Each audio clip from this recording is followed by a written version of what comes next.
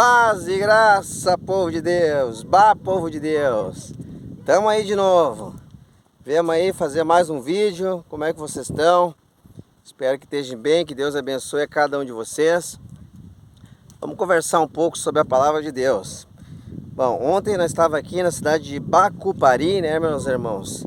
E foi uma benção ali, fomos pregar em uma igreja, a igreja do nosso irmão, que é conhecido aqui em Bacupari. Recomendo quando vocês vierem para cá, vocês participarem de um culto ali, o nosso irmão Nego, né, pastor Nego. Estávamos ali, né, e aí cantamos louvor e a gente ministrou. Esta igreja foi a primeira igreja que eu preguei aqui, meus irmãos.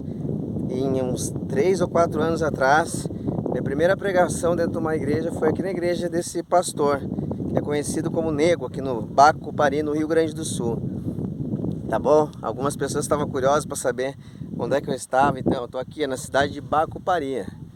Amém? Isso aqui é a parte para lá, no lado de lá para o fundão lá, onde tem as árvores, é a lagoa do Bacupari.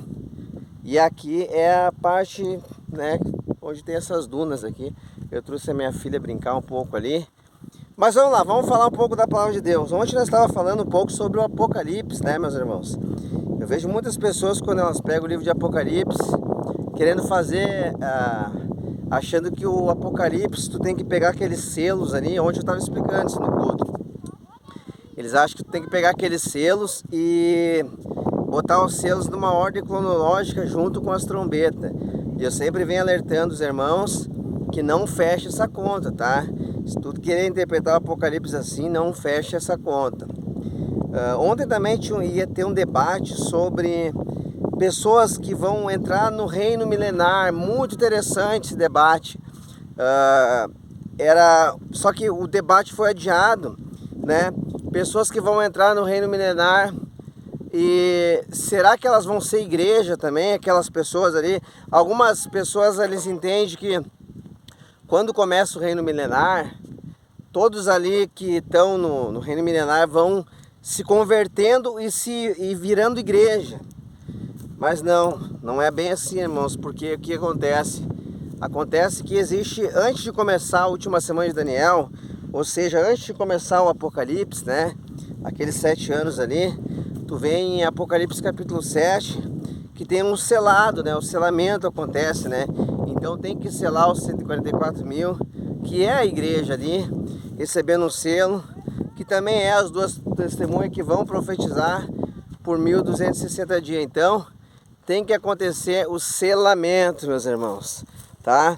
Tem que acontecer o selamento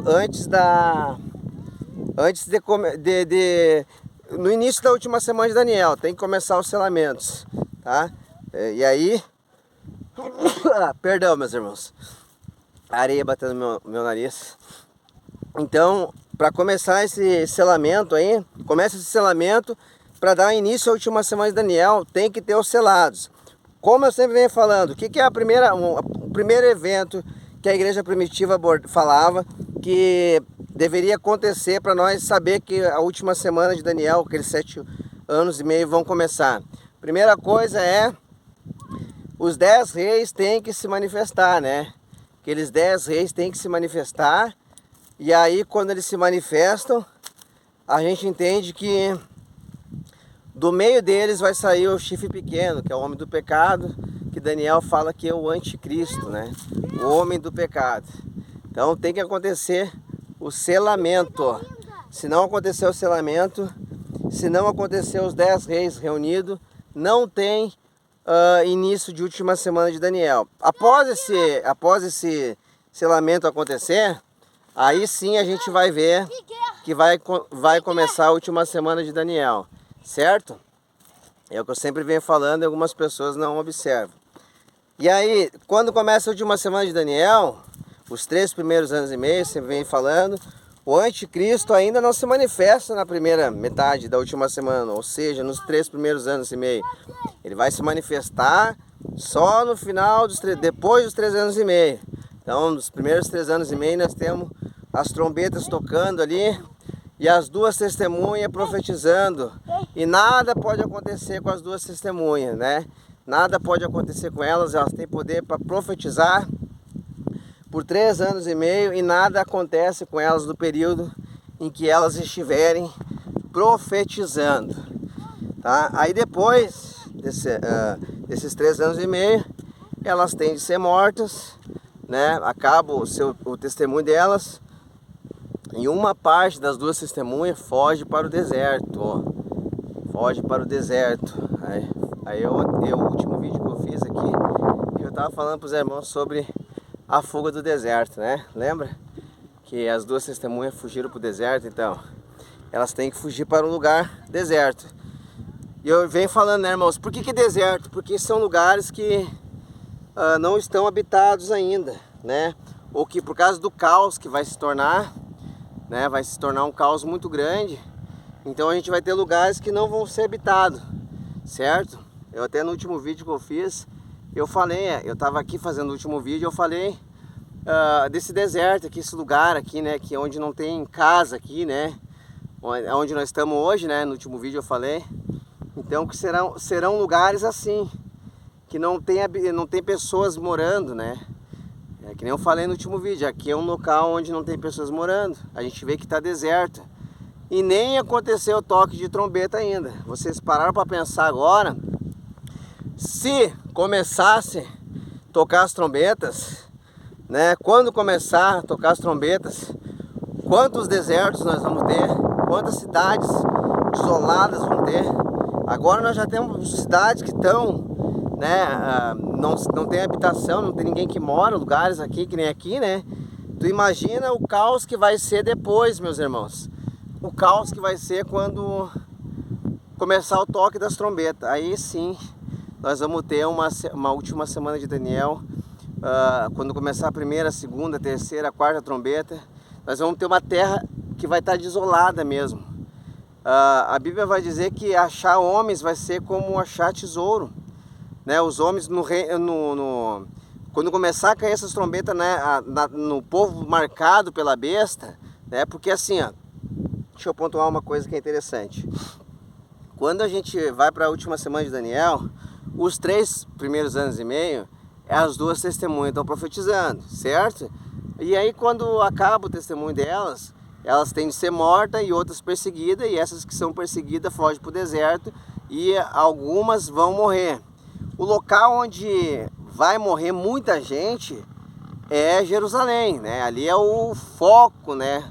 O foco da onde o anticristo vai começar o seu reinado, né? Então ele começa ali e se expande pela terra toda. Não pense que ele só vai perseguir o povo de Israel, só vai matar pessoas lá, não. Vai ser uma grande tribulação mundial, onde a igreja vai estar aqui na terra revestida de poder, né? Pregando o evangelho para o arrependimento.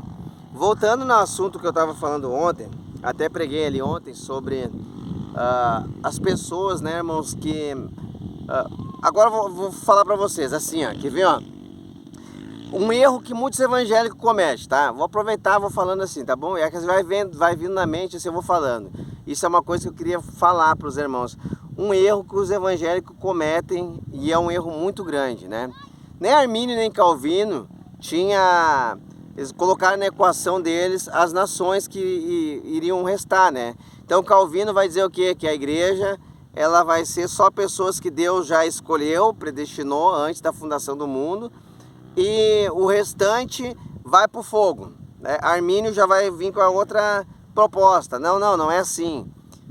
Ele vai fazer o quê? Armínio vai trazer uma outra interpretação, dizendo que Deus, ele veio para todos, e esses todos é quem se achega a Jesus, quem se salva é aqueles que se achegam até Jesus. Só que esses todos, né, de Armínio, não funciona, porque o evangelho não chega em todas as pessoas.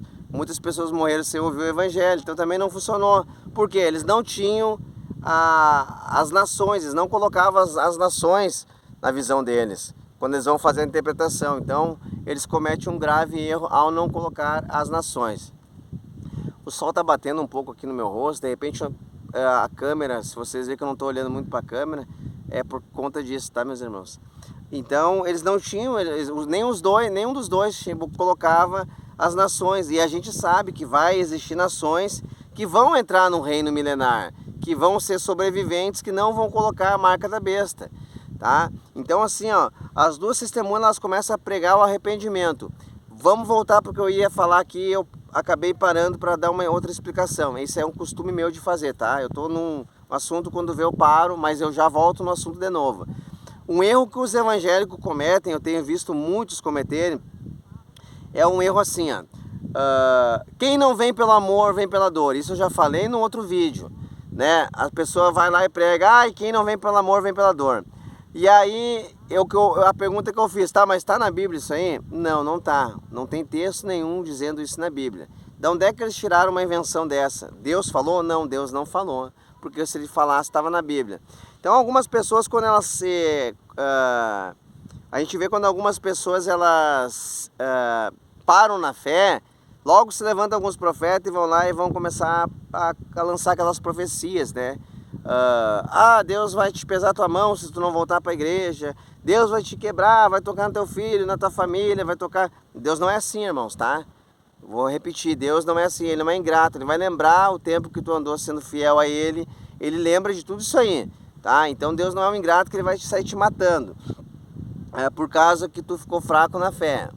O alvo é que tu não fique, mas se tu ficar... Então se você tá fraco na fé, é bom que tu volte logo, né? Tá bom? Mas não pensa que Deus é esse Deus ingrato, tá? Porque assim, ó, Deus ele diz na sua palavra, eis que tu a porta e bate. E a palavra dele não volta atrás, irmão. Se ele diz uma vez que ele tá à porta e a primeira vez ele bateu na tua porta e tu deixou ele entrar, não é depois que tu fique fraco ele vai vir lá e vai arrombar, tá? Então ele tá à porta e bate e continua batendo. Então se tu puderes, quanto antes volta pro caminho de Jesus. Outra coisa que alguns evangélicos cometem um erro, e é um erro grave, que eu chamo também de erro grave, é quando eles vão falar que só a igreja vai ser salva, tá? Por que eu digo que isso é um erro grave que eles cometem quando falam isso aí? Não temos texto dizendo isso aí, que é só a igreja que vai ser salva, tá? E temos vários textos mostrando que tem nações que vão entrar no reino, e a gente vê nos textos que ali não é igreja, tá? Por quê? Porque pessoas que estão entrando no reino vão morrer, né? Ali no período do reino milenar, pessoas que vão estar entrando no reino, ali no reino milenar, morreu aos 100 anos, será morrendo jovem. Isso ali não é para a igreja. Então, a gente vê que vai entrar pessoas que não são igreja no reino. Então, tu comete um erro gravíssimo. Outra coisa, tu comete esse erro, porque é o seguinte, ó, a gente vê que um reino, ele tem que ter súditos, ele tem que ter rei, ele tem que ter um território, ele tem que ter um governo. E se tu não tiver nações, não tem como tu ter súditos do reino, né? A Bíblia diz que darei poder sobre as nações, né? Tá lá em Apocalipse escrito que eu vos darei poder sobre as nações e as regerá com vara de ferro. Então aquelas nações são nações que vão entrar no milênio, nações que vão entrar, que vão restar e vão entrar no milênio, pois eles não colocaram a marca da besta. Então tu comete um erro quando tu fala que a sua igreja vai ser salva, e tu acaba incentivando também, sem saber, pessoas a caírem mais no pecado. Eu vou te dar um exemplo agora, que a gente vê muitas pessoas que elas estão no mundo e elas começam a praticar coisa errada. Elas estão praticando coisa errada, e aí tu vai lá e tu prega para aquela pessoa, te arrepende, porque é o seguinte, se tu não se converter, tu vai ser lançado no fogo, coisa e tal, e Jesus vai vir para buscar a igreja, quem não é igreja vai ser lançado no fogo. Às vezes aquela pessoa ali, ela de cara não aceita aquela palavra, ou talvez Deus nem tenha plano com que ela seja igreja. Mas porque a gente não sabe quem é eleito e quem não é eleito, né?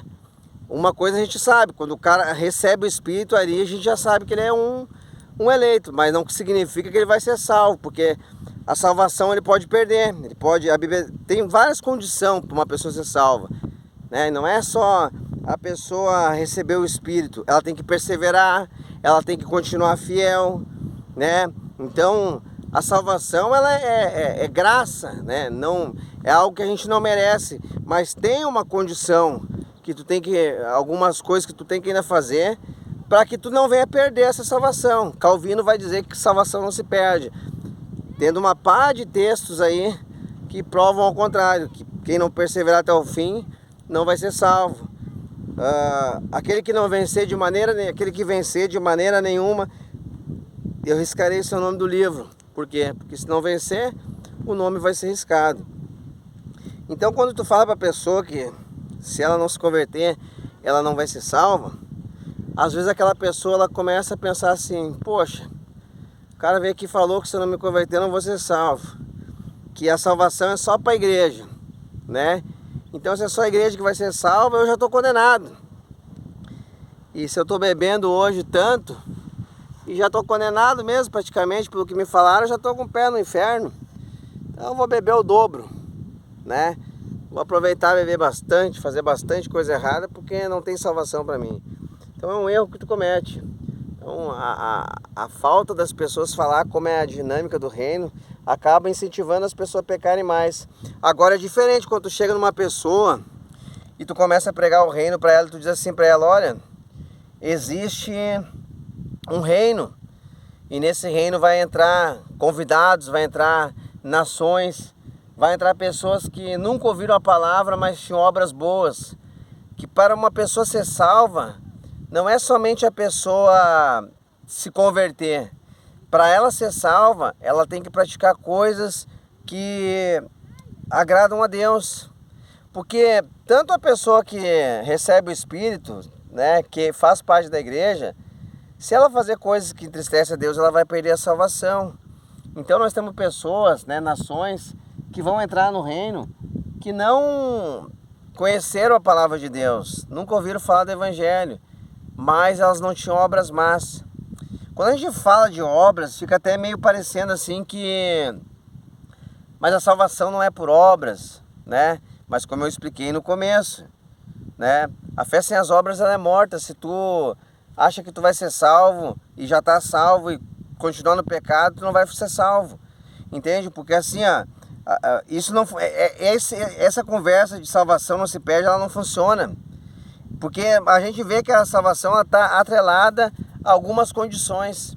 O sacrifício de Jesus ele veio para nos remir, nos lavar de todo o pecado e para que por intermédio dele a gente alcance salvação. Mas existem coisas, como é que eu vou alcançar a salvação se eu retroceder agora e voltar para o mundo do crime?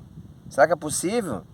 Claro que não, entende? Então existem algumas condições que a gente é necessário de fazer para que a gente não perca esta salvação, tá bom? Então quando tu vai explicar essas coisas, essa dinâmica do reino assim para as pessoas, fica muito melhor, porque delas entendem que ainda que elas não se tornem igreja, né, elas podem também ser nações, né, que vão entrar no reino. Porque assim, tem uma diferença, tá, irmãos? Tem uma diferença. Que diferença?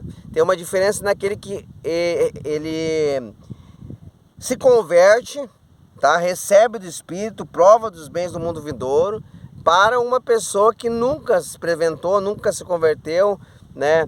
Tem uma diferença. Então aquele que ele recebe os poderes do mundo vindouro, ele não vai virar agora nações que vão entrar no reino, porque ele é uma pessoa que foi... o propósito de Deus, antes dele ter nascido, já era o que? Fazer dele um sacerdote, né? Às vezes fica até meio as pessoas pensando assim, tá, mas então Deus tem propósito para uns de serem sacerdote e outros não. Claro que sim, isso é fato. A Bíblia está cheia de texto mostrando que tem um povo que Deus escolhe para reinar sobre outro povo. Tem um povo de Israel que estava na terra e existia outros povos, mas Deus escolhe o povo de Israel. Então Deus ele escolhe sim. Mas Deus não faz acepção de pessoa. Se tu pesquisar, Deus não faz esses textos aí que fala que Deus não faz acepção de pessoas, a maioria desses textos eles estão ligados à condenação, a juízo. Então, como é que eu vou te explicar? Deus ele não faz acepção de pessoa quando ele vai julgar tanto o cristão quanto o não cristão. Aí ele não faz acepção de pessoas. Agora, essa é a lógica. Ele não vai fazer acepção de pessoas para julgamento. Tá? Então, tanto o cristão que faz coisa errada como o não cristão vão ser julgados. Entende, irmãos? Então, Deus não faz acepção de pessoas. Isso não está ligado a Deus escolher uns para um propósito e outros para outro propósito. É que é um reino. Se é um reino, tem que ter súditos. Se é um reino, tem que ter... mas peraí, deixa eu esclarecer uma coisa. Tá, mas como é que funciona esses súditos aí? Eles vão ficar lá sendo governados, mandados pela igreja? Irmãos, presta atenção. O governo do Messias, ele não é um governo que nem esse governo corrupto que a gente vê na terra, que escraviza as pessoas. Não é assim. O governo do Messias, ele é um governo de paz e de justiça. Então ele escolhe um povo para que através desse povo outras pessoas sejam abençoadas e alcancem a paz e a justiça. Essa é a dinâmica do reino. Não é que tu vai escravizar outras pessoas, vai colocá-las abaixo de ti para escravizar. Não, tu vai abençoar essas pessoas. E isso a gente já vê agora, vou fazer uma outra explicação. Isso já acontece. Como é que acontece isso? Olha só que legal. Quando a gente vê uma pessoa que está com um espírito maligno sobre aquela pessoa, precisando de uma libertação, aí vamos chamar quem lá? Vamos chamar um servo de Deus, para ele ir lá e fazer uma oração e aquele espírito sair daquele lugar. Aquela pessoa que está sendo atormentada, ela ser liberta. Ou quando uma pessoa está com uma enfermidade, quem vai ser chamado? Vai ser chamado um cristão. Se não tem mais recursos na medicina, muitas das vezes eles chamam algum cristão, né, um familiar, para que vá lá orar e talvez Deus cure, e às vezes acontece a cura. Então o governo do Messias vai ser assim. Ele vai estabelecer um governo de pessoas como nós temos hoje, para abençoar aqueles que não estão sendo abençoados. Entendeu? Então não é nada para tu estar crucificando. E olha só que interessante, irmãos, olha como é lindo a gente ver isso aqui, porque tu para e imagina assim, que vai entrar no reino pessoas que nunca ouviram o evangelho, mas eram pessoas que não praticavam maldades, atrocidades contra outras pessoas, mas não se converteram. Agora tu para e pensa, imagina aquele teu parente, familiar ou amigo que tu conheceu, que era uma pessoa boa, que fazia coisas boas e nunca se converteu, mas era uma pessoa boa. Ou é só a igreja que faz coisa boa? Fala pra mim aí no comentário. Será que é só cristão que faz coisa boa? Eu acho que não, né? A gente vê muito cristão honesto, mas a grande maioria é desonesto, né? Então, eu sempre venho falando, ímpio é aquele que comete impiedade. Não confunda ímpio com pessoas que não são da igreja. Ímpio é todo aquele que comete impiedade. Entende, irmãos? Então tem umas coisas que é importante a gente estar sempre conversando aqui, porque criou-se a doutrina aqui nas igrejas que Deus só vai salvar a igreja. Aí fica um monte de pessoa aí que acorda cedo, vai trabalhar, volta para casa, vai dormir, não trai, não faz coisas erradas, vive uma vida de sossego, de paz. Inclusive aqui onde eu estou hoje, tem muitas pessoas que a vida delas é só trabalhar e curtir a lagoa e tomar banho e dormir, sabe? Como é que Deus vai julgar essas pessoas? Que pecado elas têm para ser julgadas, né?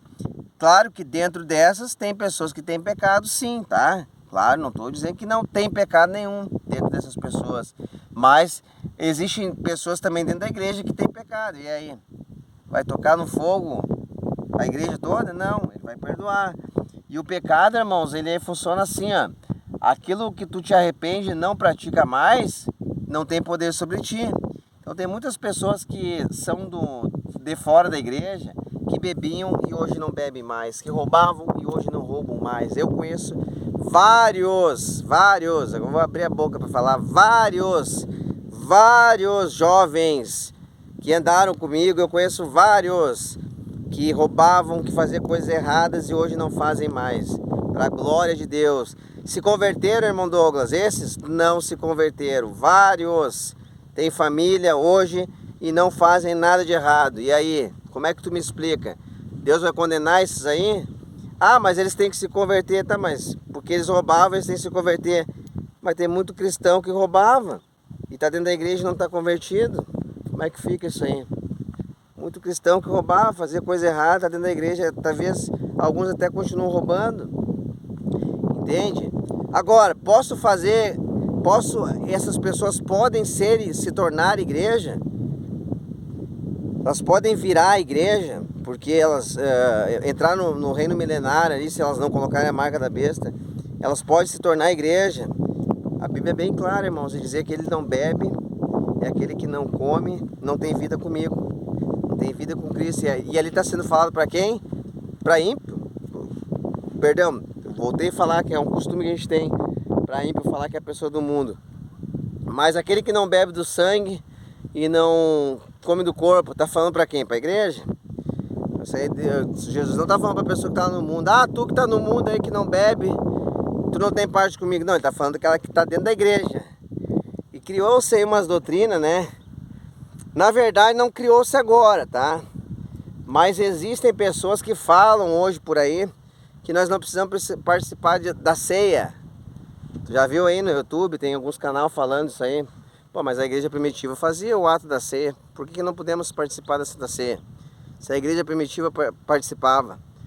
Entende, irmãos? Eles estão trazendo de volta doutrinas que condenavam a ceia. Doutrinas de gnóstico, tá? Porque isso aí é uma doutrina de gnóstico. Os gnósticos, eles tinham o costume de fazer, sabe o quê? Eles tinham o costume de falar que a carne era má e que o homem não ressuscitaria com esse corpo aqui de carne novamente. Esse corpo ia ser aniquilado. Tem várias religiões que fazem isso, dizem que esse corpo aqui é mau, vai ser aniquilado. Agora tu sabe de onde é que é essa origem, né, dessa pregação, hein? É dos gnósticos, tá? Tem muita milenista que tem raiz gnósticos, tá?